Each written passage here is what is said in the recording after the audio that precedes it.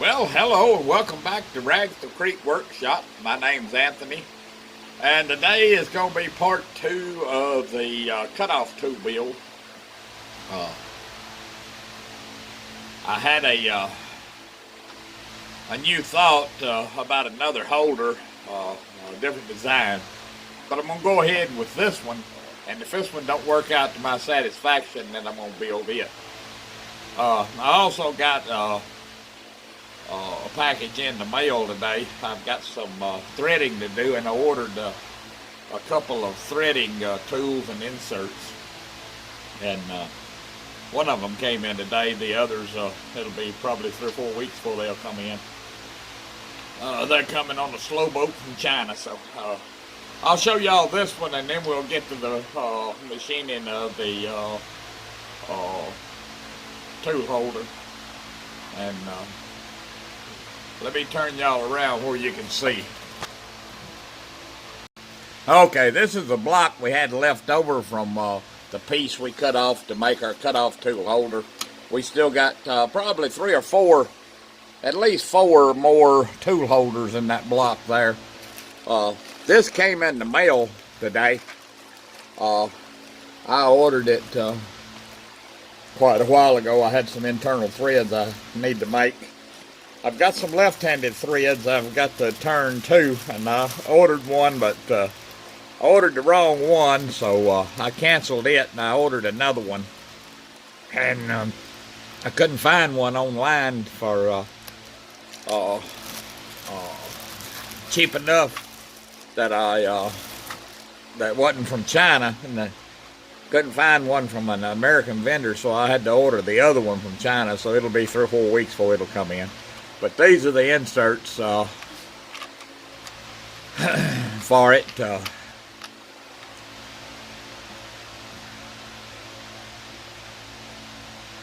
It's a ER16 insert. This is an import here, but it was from an American vendor. 13 millimeter tool, threading insert tool, and these are the inserts that go with it. So we'll be able to thread internal threads, and I've got a left-handed one coming, so I can turn left-handed threads too. So no further ado, let's get to machining our tool block. The mail's done. Okay, we're back over here at the mill, and if I can get this mic cord untangled here, we'll start out. I got this tool holder, and it had a V on the bottom and had a V on the top, and I machined them off to where it'd be flat. And it also, before I machined it, it was 5 thousandths different from this end to this end. I don't know what the deal was there, or whether they just missed their dimensions. But it's the same on both ends now, and we're going to mill a slot down here to put this in. And then we're going to put a plate over here to hold it back and hold it tight against the back edge. And this'll just barely, it's going to be almost a restrictive fit down in that slot. With that being said, let's get to busy.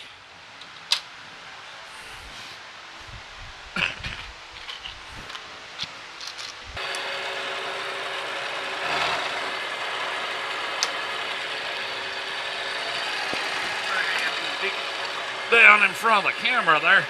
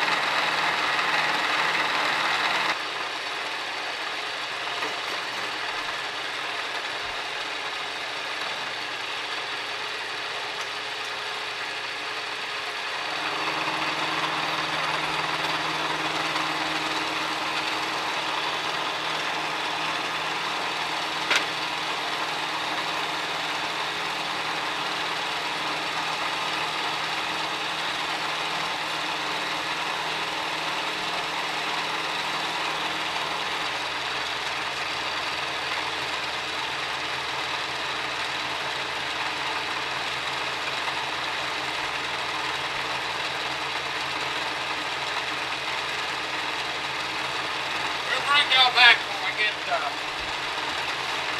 let's see. Yeah, we'll bring y'all back when we get this down to size, and I'll show you all the fitting of the tool blade.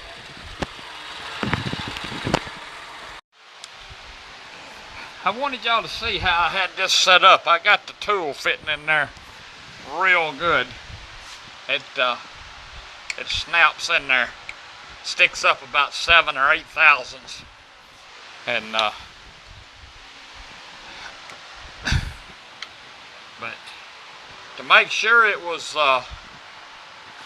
where's me a rag? Hold on, let me get me a rag. Okay. Let me get over here where y'all can see it. Kick the camera while I'm at it. Okay. Tool's gonna set in here. But the way I milled it, see those dowel pins? I put those, I checked 3 or 4 to get 2 the exact same size. And I set it on them where I know that it would be setting, locating off of this dovetail.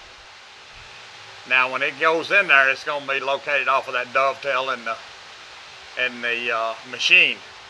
This is just a little plastic piece I cut to wedge them over in the dovetail, and maybe that will keep it straight enough. I found out one thing about these dovetails. The cutters that you buy, these dovetails are not necessarily located with the slots on those cutoff tools, or any of them, matter of fact.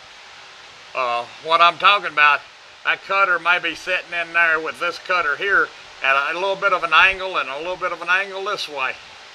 And I believe that's what's causing all the problems with these import cutters. Anyway, we'll be back in a minute. Okay, we're ready to start machining this block to go on the side of the tool holder.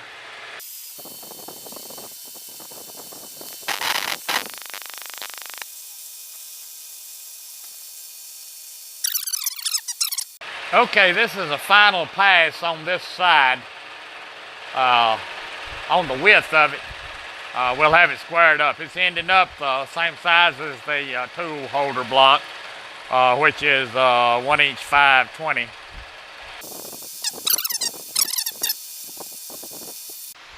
Okay, we got her set up to square up the ends of the block.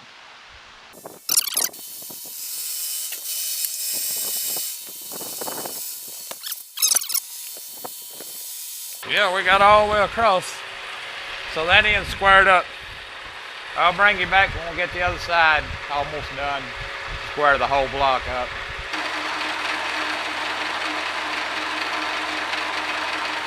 Well, the squaring up part will be done. We still got to put the whole thing.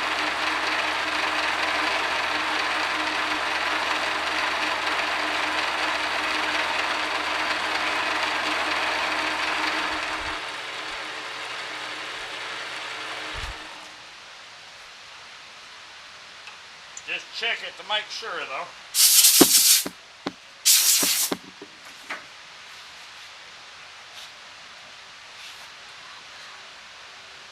We're checking it back here off camera, so we'll be back with y'all in a minute.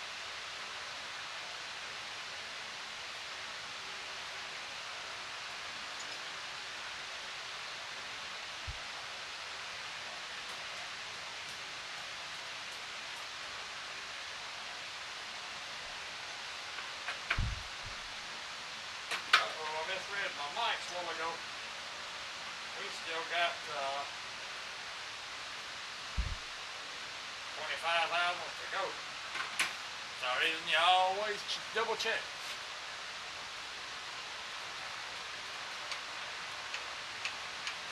If I'd have just took this off and took it over and started deburring it, and assuming I had done everything correct, I would have really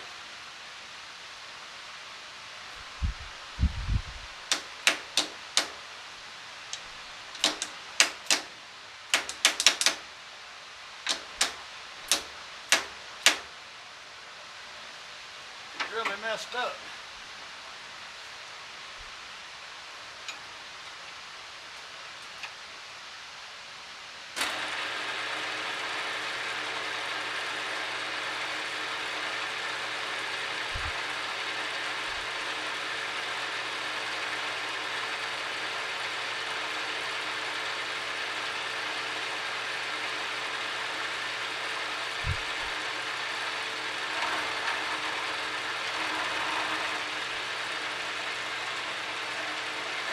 All right.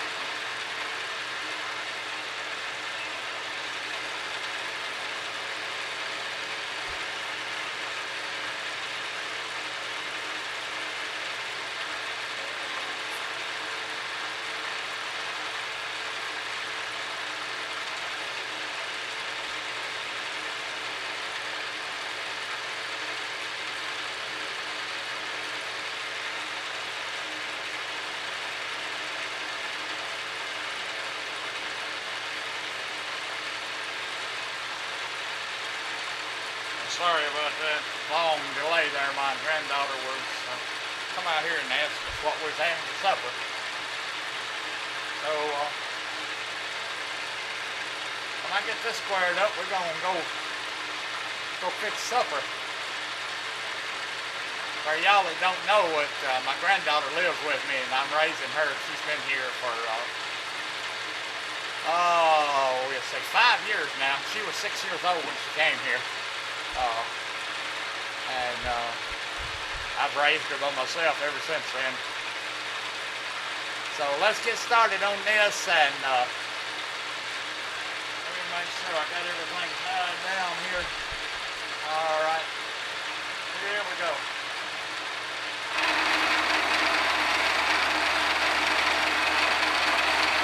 Yeah, she'll be a teenager this year, or not this year, but next year. 12 and a half now. She's almost 7 when she came here. She was still in the first grade.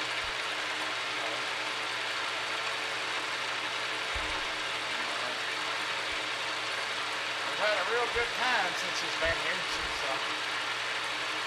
She's a blessing in disguise for me. Well, let's see what we got here now. See how good we done this time.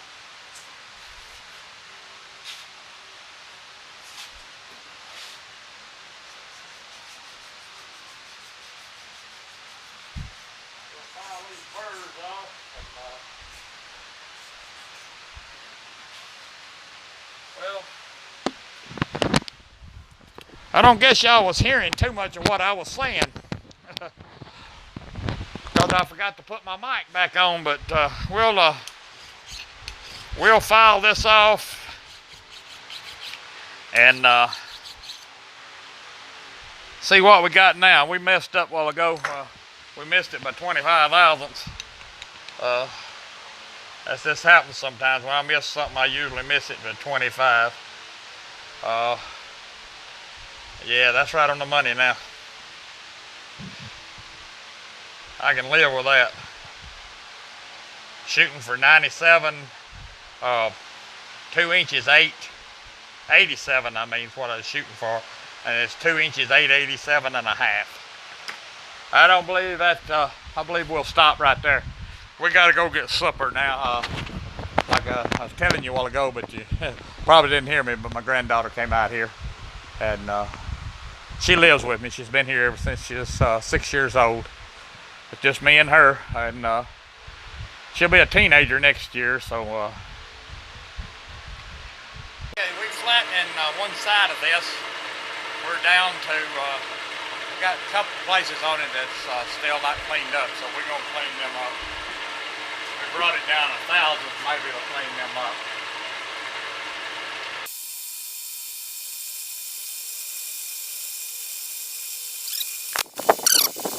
We'll get this ready to drill holes, and we'll bring y'all back. Okay, we're here now, and we're going to put the holes in this top plate. And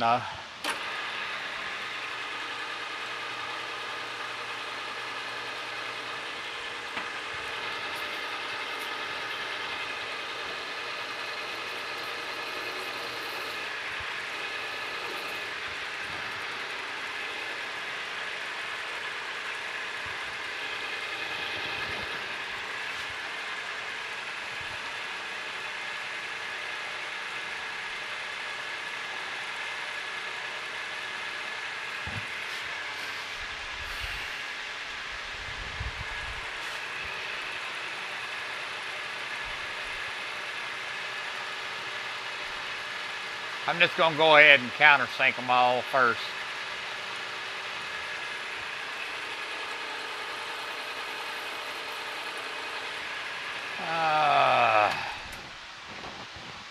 Speed that up. Whoops. Speed that up just a little bit.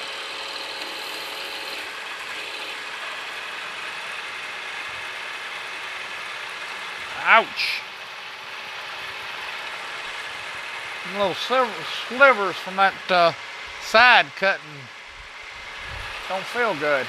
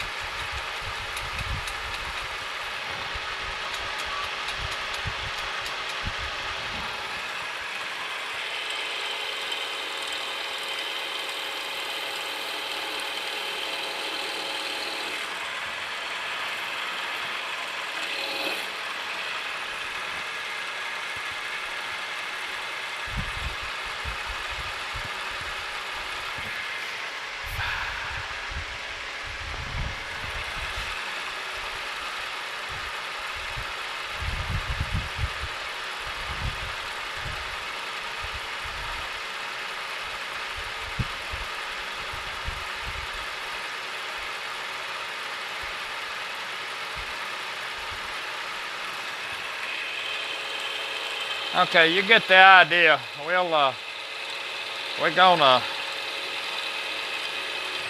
gonna have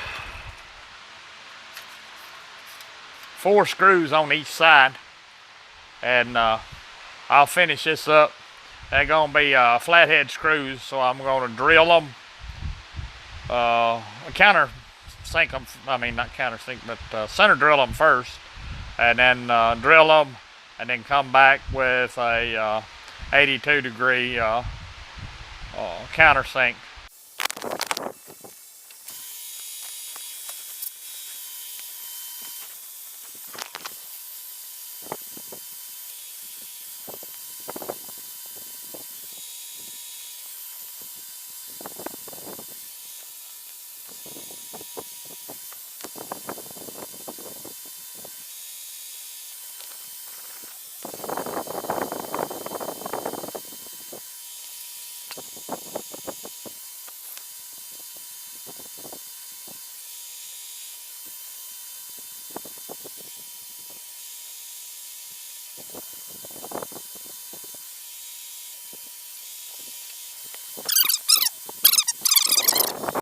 Okay, we got this thing assembled.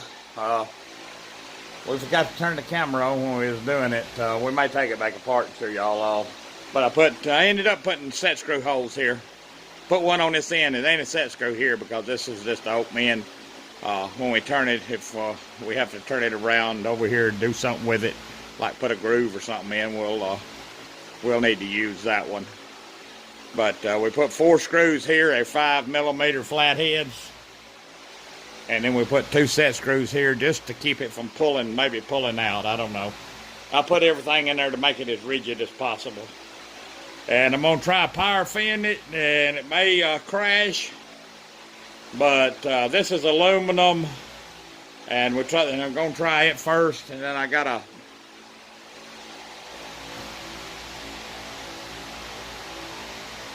piece of steel here that's got a hole in it. It's about a 3/4 inch hole. This is about a 1.25 inch piece of steel. Let's see. Let me check that. Make sure.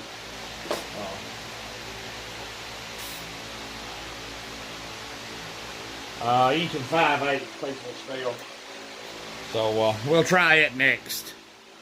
Let's see how this does first. All right, here we go.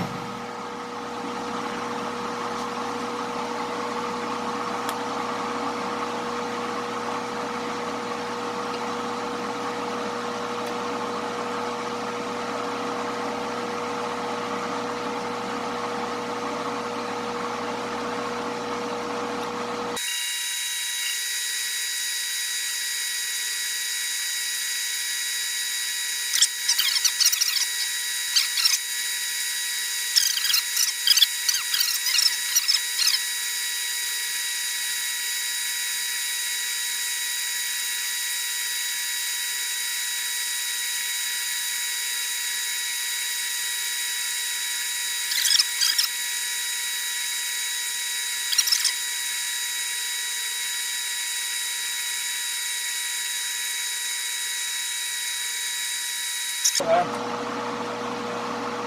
crashing.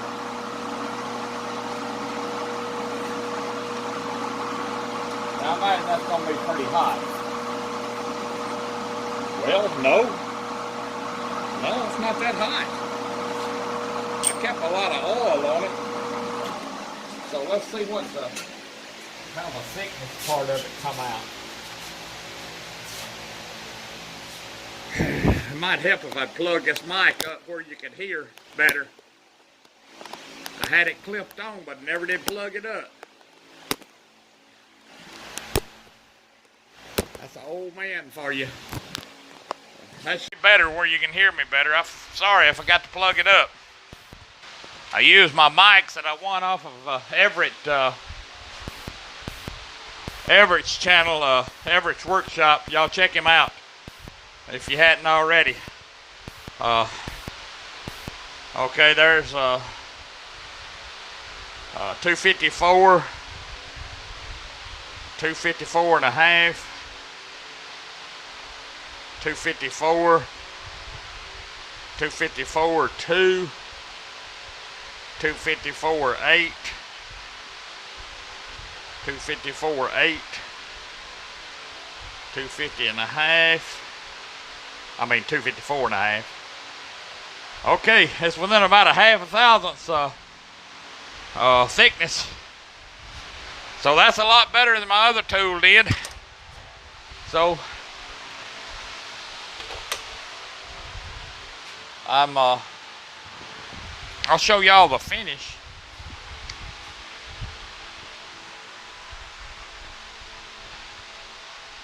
It looks worse than it is in the camera. It's a pretty good finish. You just barely can see it.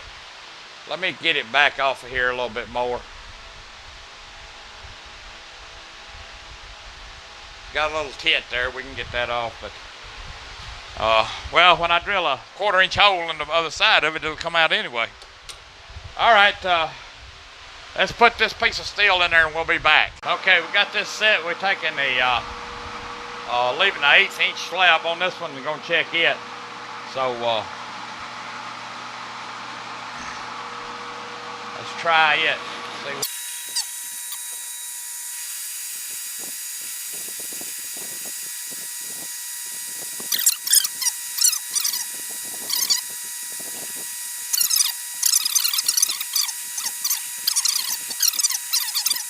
All right, that done a good job. It didn't even strain or nothing. Let's check and see what size it is. Let's see how hot this one is. Oh, now this one, it's steel and it's warm. I mean, it is warm. The aluminum didn't get that hot because it had a bunch more of aluminum there to dissipate the heat. But this one is warm. I'll hold it with a rag and check it. I might have made a mistake on my settings because this thing is within a half a thousandth all the way to the middle, all the way from the edge. I had to make a mistake on where I put it. It's about 7/10 from the outside to the inside, so that ain't too bad. Well, I'm pleased with this results because I couldn't before I couldn't turn that 2.5. I mean, I part off that 2.5 piece of aluminum without it grabbing. Let me back this out. Show you my other tool. Now this one right here, it's real rigid and it works fine. It'll cut anything that it can get into, but like I said 2.5. Well, I mean 1.5 while ago, but that may be an exaggeration. Let me see what it'll actually cut.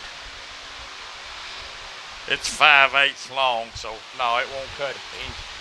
1.25 is the most it'll cut, and I wouldn't want to cut nothing over a 1.1/8 with it. Part off nothing, but I've got something now that I can part off larger diameters. Now I'll try some tool steel off of the camera and see what it does. This is 4140 annealed here. So we'll see what the tool steel will do.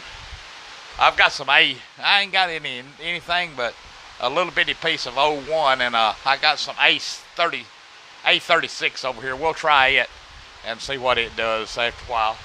I'll let y'all go and I'll be back and tell y'all about it. Okay, we're back. This is a piece of A36 that we tried. Let's see if I can get y'all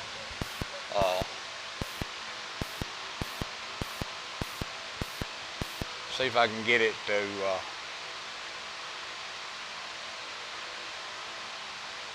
see all the chatter up in there.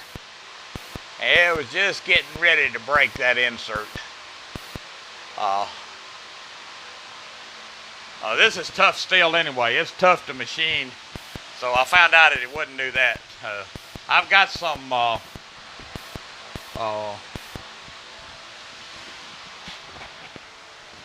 me, I can't even think. I've got some 4140 pre-hard coming, and I'm gonna try that, and I'll feature it in another video. But overall, I'm not extremely happy with this results, but I am happy enough to say it was a success. I believe it's like the old tool maker told me years, well, he wasn't a tool maker, he was a machinist. He told me years ago, said, hardest thing you'll ever do on this lathe here is part off. I appreciate y'all stopping by, and like I said, I consider this not a total success, but I'd like to have seen it cut. I knew if it cut that A36, it would cut anything, but it didn't like it at all, and my carbide cutters turning it don't like it at all either, so it don't really matter. Ain't no money off this stuff. Most of this stuff that I make, I use, or either it lays in a drawer somewhere. If I don't use it, it'll lay there till I need it. I don't advertise. I don't do stuff for the public. My neighbors come around every now and then, want something done. I'll do it for them. But I fixed a gear shift on a Bobcat here a couple of weeks or maybe a month back. And that's the last thing I've done for anybody. But like I said, y'all subscribe and hit the little bell to get your notifications. I appreciate y'all coming by and joining me in the shop. With no more to say it now, God bless, and y'all have a blessed day.